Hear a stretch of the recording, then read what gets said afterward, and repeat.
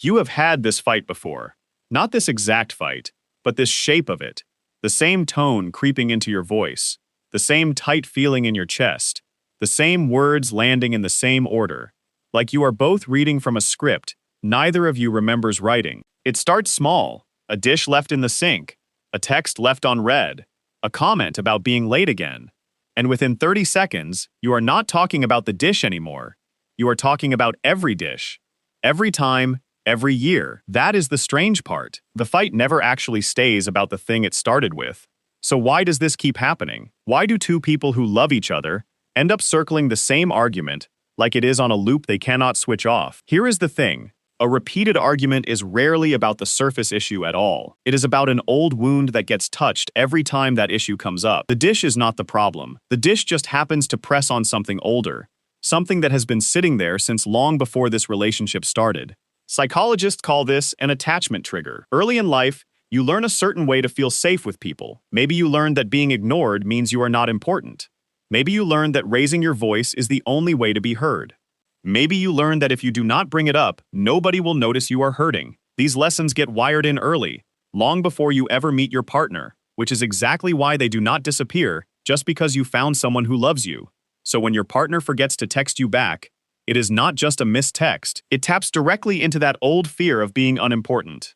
Your brain does not experience it as a small modern inconvenience. It experiences it as the same ancient threat it has always flagged, which is why the reaction feels so much bigger than the situation seems to deserve. And here is where it gets interesting. Your partner has their own version of this. Their own early wiring, their own soft spot, their own trigger sitting quietly underneath their calm exterior.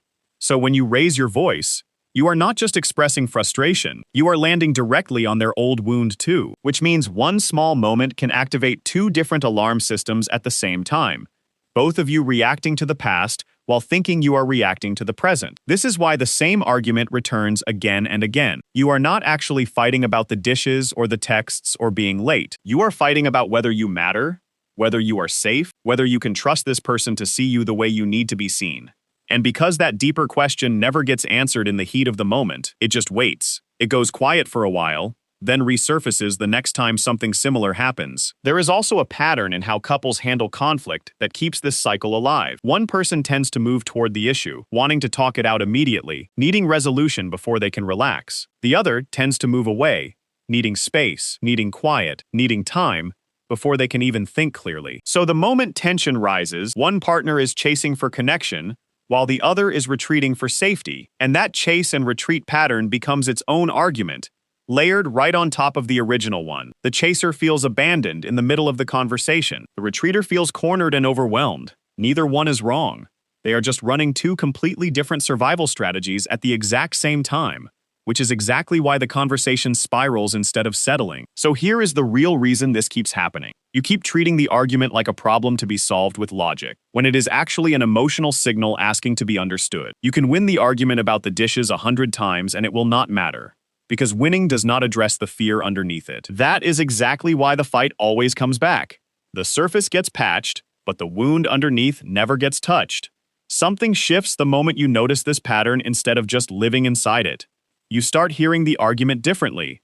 Instead of thinking they are overreacting again, you start wondering what this is actually touching for them. Instead of feeling attacked, you start recognizing that their sharp tone might be fear, wearing the mask of anger. And that shift alone changes the entire shape of the conversation, because you are no longer fighting the fire, you are looking for where it started. The couples who break this cycle are not the ones who stop having disagreements. They are the ones who learn to pause in the middle of the heat and ask a different question. Not what did you do wrong, but what is this really about for you right now? That single question, asked with real curiosity instead of defensiveness, is often enough to stop the spiral before it repeats itself for the 100th time. And that is exactly why the same argument keeps returning until someone finally stops arguing about the dishes and starts asking about the fear underneath them. The fight was never really about the mess in the sink. It was about whether two people could still see each other clearly, even in the moment they felt least understood.